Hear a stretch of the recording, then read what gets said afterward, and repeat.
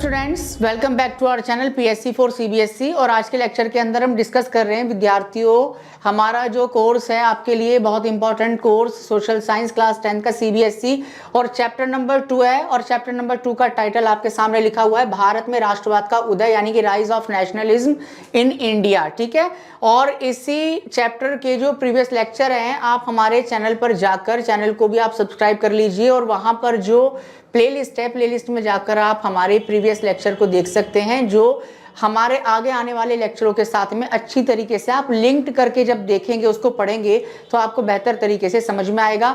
इन lecture की PDF को आपको हमारे टेलीग्राम चैनल पर उपलब्ध कराई गई है। ठीक है, वो भी फ्री ऑफ कॉस्ट है, और हमारे टेलीग्राम चैनल का जो लिंक है वो आपको डिस्क्रिप्शन में दिया गया है। और वीडियो को अपने दोस्तों के साथ में आप शेयर कर दीजिए और वीडियो को लाइक भी कीजिए। तो आज का जो हमारा टॉपिक है उस पर हम चर्चा कर लेते हैं बिना किसी देरी के। सविनय अवज्ञा आंदोलन में महिलाओं की भूमिका। देखिए महिलाओं ने किस तरीके से रोल प्ले किया अपना सविनय अवज्ञा आंदोलन के अंदर, जो गांधी जी ने नमक सत्याग्रह के बाद शुरू किया था। तो फर्स्ट हमारा जो पॉइंट है वो है स्त्रियों द्वारा बड़े पैमाने पर नमक सत्याग्रह में भाग लिया गया, यानी कि महिलाओं ने बढ़ चढ़कर इस सत्याग्रह में भाग लिया। और जो विदेशी वस्तुएं होती थी, जो विदेशी कपड़े होते थे, उनको जलाया गया। और शराब की दुकानों की महिलाओं ने पिकेटिंग की, क्योंकि पुरुष तो शराब पी रहे हैं, वो थोड़ी ना कि पिकेटिंग करेंगे, वो थोड़ी ना रास्ता रोकेंगे। रास्ता कौन रोकेंगी? रास्ता रोकेंगी महिलाएं, जिनको प्रॉब्लम थी, क्योंकि पति शराब पीकर घर पर आ रहे हैं और घर पर क्या कर रहे हैं, स्त्रियों को परेशान कर रहे हैं। तो स्त्रियों ने यह कदम उठाया कि शराब की दुकानों की पिकेटिंग की। और सत्याग्रह के दौरान हजारों स्त्रियां, जो बात बताई जाती थी, जो कोई भाषण दिया जाता था, उसको सुनने के लिए अपने अपने घरों से अपने कामों को भी छोड़कर कहां आ जाती थी? सड़क पर आ जाती थी, बाहर आ जाती थी, और वो सुनती थी कि क्या बताया जा रहा है और क्या कहा जा रहा है। तो ये महिलाओं की भूमिका रही सविनय अवज्ञा आंदोलन में। लेकिन सविनय अवज्ञा आंदोलन ज्यादा सक्सेसफुल नहीं हो पाया था, क्योंकि इसकी कुछ ना कुछ सीमाएं थी, इसकी लिमिटेशन थी, इसकी बाउंडेशंस थी। और वो लिमिटेशंस क्या थी, वो सीमाएं क्या थी, इनके बारे में हम देखते हैं। देखिए, इस आंदोलन में अनुसूचित जाति की भागीदारी नहीं रही। जो अनुसूचित जाति के लोग थे, जो एससी कम्युनिटी के लोग थे, जो शेड्यूल कास्ट से रिलेटेड थे, जो दलित थे, जो निम्न वर्ग के लोग थे, उन्होंने इस आंदोलन में कोई रुचि नहीं दिखाई, और उन्होंने अपनी भागीदारी भी इसमें नहीं निभाई थी, क्योंकि उनको लगता था कि कांग्रेस उनके हितों की अनदेखी कर रही है। उनको लगता था कि कांग्रेस हमारे हितों पर ध्यान नहीं दे रही है।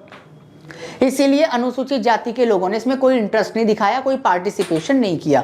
देन उसके अलावा आप देखो मुसलमानों में भी, क्योंकि मुस्लिम लीग उस समय तक काफी अच्छी मुसलमानों के बीच में जो थी उसकी एक पकड़ मजबूत हो गई थी मुस्लिम लीग की। इसीलिए ज्यादातर मुसलमान जो थे वो मुस्लिम लीग के साथ में जा रहे थे, उसके फैसलों को वो मानते थे। तो मुसलमानों ने भी सविनय अवज्ञा आंदोलन में कोई विशेष उत्साह नहीं दिखाया, उनके अंदर उत्साह की कमी नजर आई, क्योंकि 1920 के दशक से हिंदू महासभा जैसे जो संगठन थे, जो धार्मिक हिंदूवादी संगठन थे, कट्टरपंथी संगठन थे, वो कांग्रेस के नजदीक आते चले गए। और इसीलिए मुसलमान कांग्रेस से थोड़े थोड़े दूर होते चले गए। जैसे कट्टरपंथी हिंदूवादी संगठन, हिंदू महासभा जैसे संगठन करीब आए, कांग्रेस के नजदीक आए, तो मुसलमानों ने कहीं ना कहीं धीरे धीरे करके कांग्रेस से दूरी बनानी शुरू कर दी, और मुस्लिम लीग से नजदीकियां मुसलमानों की बढ़ने लगी। ठीक है, ये भी एक रीजन रहा।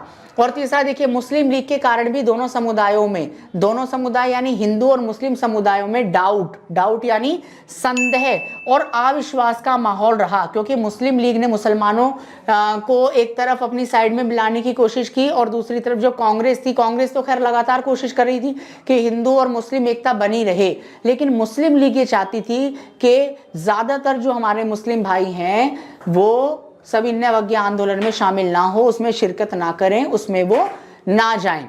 अब देखिए, असहयोग आंदोलन और सविनय अवज्ञा आंदोलन में कई बार पेपर के अंदर पूछा गया है कि इनके अंदर डिफरेंस क्या है। असहयोग आंदोलन भी गांधी जी ने शुरू किया, सविनय अवज्ञा आंदोलन भी गांधी जी ने शुरू किया। एक आंदोलन 1920 में शुरू हुआ, एक आंदोलन 1930 में शुरू हुआ। दोनों ही गांधी जी के द्वारा शुरू हुए, कांग्रेस के द्वारा इसको लीड किया गया। लेकिन इन दोनों आंदोलनों में फर्क क्या है, इनमें अंतर क्या है, इनमें डिफरेंस क्या है, तो इन पॉइंट्स के द्वारा आपको इसमें बताया गया है। सबसे पहले आप देखेंगे, सविनय अवज्ञा आंदोलन जो था उसमें क्या बात थी और असहयोग आंदोलन में क्या बात थी। देखिए, असहयोग आंदोलन में स्वराज की मांग की गई थी, उसमें केवल कहा गया था स्वराज, लेकिन सवर्ण अवज्ञा आंदोलन में कहा गया पूर्ण स्वराज। तो देखिए दोनों शब्दों में अंतर है, एक है खाली स्वराज और एक है पूर्ण स्वराज। तो सविनय अवज्ञा आंदोलन में पूर्ण स्वराज की बात हुई, जबकि असहयोग आंदोलन में केवल कांग्रेस ने स्वराज की मांग की थी। तो एक तो यह अंतर है। दूसरा जो अंतर है इसमें वो है कि असहयोग आंदोलन में कानून का उल्लंघन करना शामिल नहीं था। असहयोग आंदोलन में ये कहा गया था कि भाई हमें कानून का उल्लंघन नहीं करना, बस क्या करना है, बस हमें कानून का पालन तो करना है, लेकिन हमें सहयोग नहीं करना, क्योंकि असहयोग का मतलब तो यही होता है ना, सहयोग नहीं करना। जबकि आप देखोगे कि सवर्ण अवज्ञा आंदोलन में क्लियर गांधी जी के द्वारा भी ये कहा गया था कि हमें कानून का क्या करना है, हमें कानून का उल्लंघन करना है, हमें ऐसे कानूनों को नहीं मानना जो अनैतिक हैं, जो भारतीयों के विरुद्ध हैं, जो भारतीयों के हितों के विरुद्ध हैं। ऐसे कानूनों को हमको मानना भी नहीं है, ऐसे कानूनों को हमको फॉलो नहीं करना, बल्कि हमें उनका उल्लंघन करना है। तो इन पॉइंटों के माध्यम से हमने ये समझाने की आपको कोशिश की है कि इन दो प्रमुख आंदोलन, असहयोग आंदोलन और सविनय अवज्ञा आंदोलन में मौलिक अंतर क्या है। तो इसी के साथ में अपने इस लेक्चर की हम अब समाप्ति कर रहे हैं, और अगले लेक्चर के अंदर हम इसी चैप्टर नंबर 2 यानी कि भारत में राष्ट्रवाद का उदय, इस चैप्टर से जो रिलेटेड हमारे इम्पॉर्टेंट क्वेश्चंस और उसके आंसर हैं वो हम आपके साथ में डिस्कस करेंगे अपने अगले लेक्चर में। हमारे चैनल के साथ में इसी तरीके से आप सारे लोग जुड़े रहिए, चैनल को सब्सक्राइब कर दीजिए, वीडियो को अपने दोस्तों के साथ में शेयर कीजिए, वीडियो को लाइक भी कीजिए। मिलते हैं अगले लेक्चर में, तब तक आपके साथ में PSC 4 CBSE। Thank you.